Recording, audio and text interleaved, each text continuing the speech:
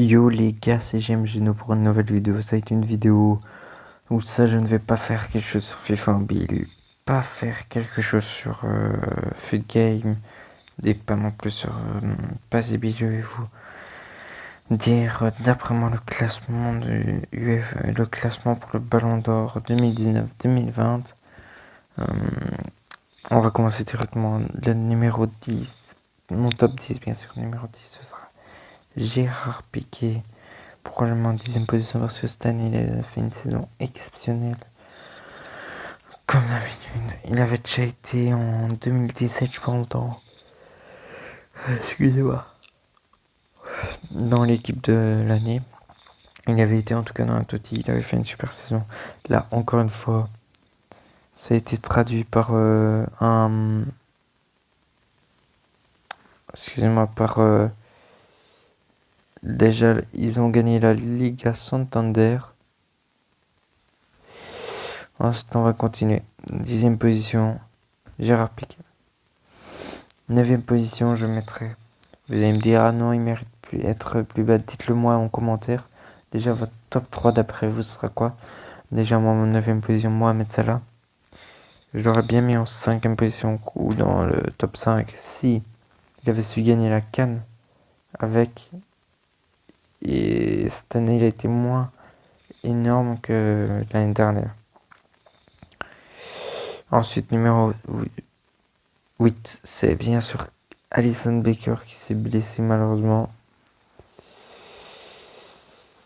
Attendez. Ok, numéro 8, Alisson Becker, bien sûr, qui s'est blessé. C'est tellement triste.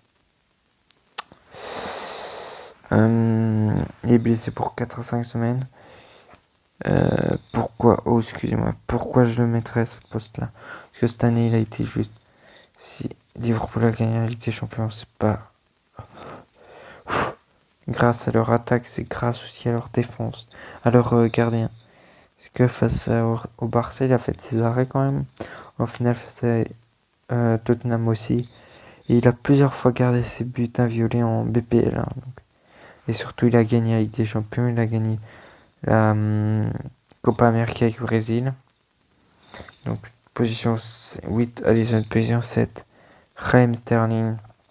Lui, il a fait une saison excellente, d'après moi. Pourquoi je mets en 6ème position? En 7ème, excusez-moi. Parce que vraiment,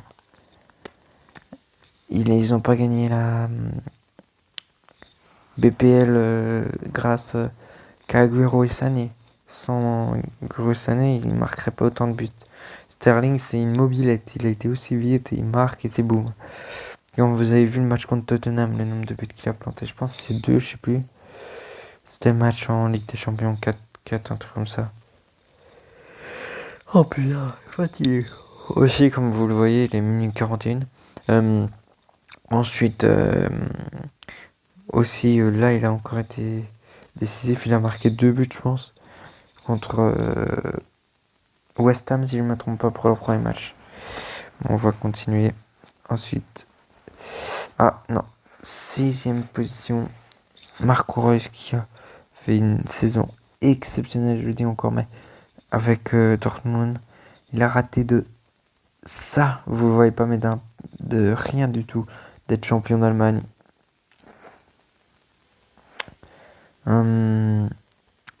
Peut-être ouais, de la maturité des autres joueurs de Dortmund, les jeunes.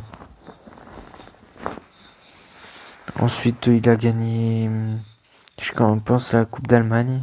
Et là, il a la DFL Cup, un truc comme ça, Pokal Cup d'Allemagne.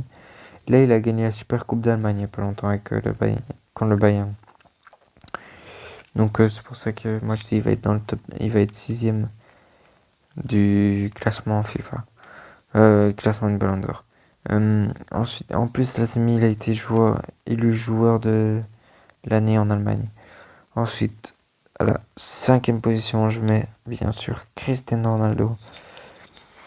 Cette année, il n'a pas fait une grosse saison. Moi, je dirais il a marqué 33 buts, toutes compétitions confondues, j'ai entendu. Vraiment, pour un gars comme Ronaldo, c'est vraiment pas énorme. Ronaldo, il marque d'habitude par saison des 40 buts, 45 buts, 50 buts. Et là, en plus, il a gagné que la Coppa Italia, je pense. La Serie A. Il a gagné le trophée, la Nation League. Mais comme FS1 Football Show a dit, c'est pas du tout un gros trophée Nation League. C'est comme il a dit un trophée amical, ça ne n'apporte rien moi je trouve.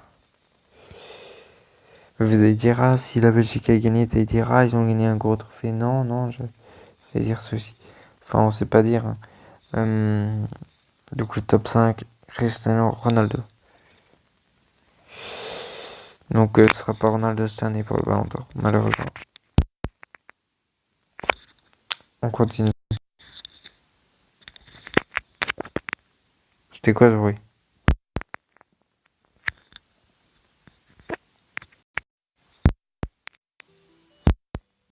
Oh, oh, excusez-moi. Excusez-moi vraiment. Oh mince, vous avez tout vu. Maintenant donc top 4. Ce sera Eden Hazard.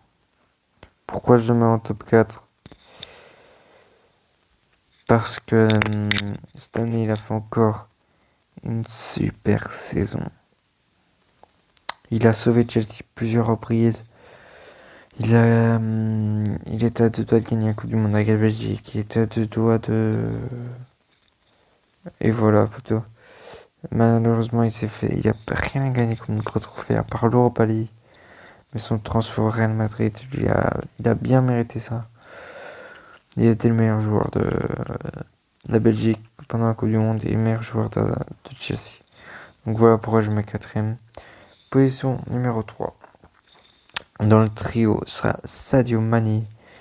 Il a raté de peu. S'il gagnait la CAN, je le mettais directement deuxième. Malheureusement, il n'a pas gagné. Il a gagné la Ligue des Champions. À part ça, il n'a rien gagné, mais il a été très très bon. Il a été dans les meilleurs buteurs en Première Ligue, je pense. En Ligue des Champions, non, mais il a été très très bon sur son flanc. À part ça, je n'ai rien d'autre à dire. Ça a été vraiment une saison exceptionnelle pour lui. Et sans lui, je pense que la Ligue des Champions n'était pas à Liverpool. Ensuite, on continue. Deuxième, vous allez dire. T'aurais dû le mettre premier et tout. Moi, je trouve que cette année, Messi a été bon.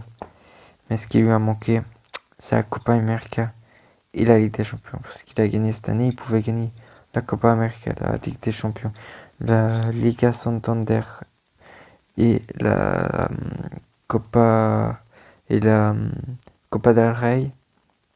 Je sais plus si on dit encore Copa del Rey. Malheureusement, il a perdu en finale contre Valence. Il a perdu en demi-finale contre Liverpool. Ils s'en font prendre encore une remontada, Messi. Et Copa América, il a été troisième. Rien à dire à sa saison en Liga Santander, elle a été énorme. Sa saison en Champions League, elle a été quand même énorme. Il a marqué un nombre de buts exceptionnel, je pense 9 buts. Il a vraiment été très très bon, moi je trouve. C'est pour ça que je le mets top 3, top 2 et premier, Virgil van Dijk.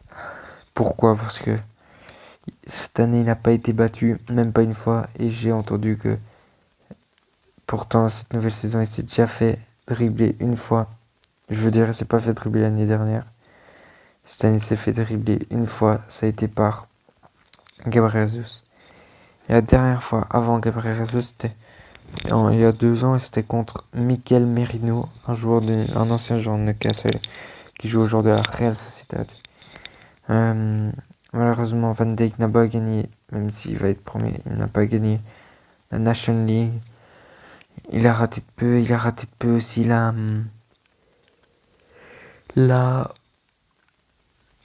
BPL, mais il a gagné la Ligue des Champions, ce qui lui a offert un très beau trophée. Et c'est vraiment un défenseur dans quelques années à la Coupe du Monde. La défense Van Dijk de Ligt, elle va faire très très mal, les gars. Donc c'est pour ça que je me premier. En tout cas, j'espère, les gars, que cette vidéo vous aura plu. C'était GMG Noël, les gars. Ciao. Peace.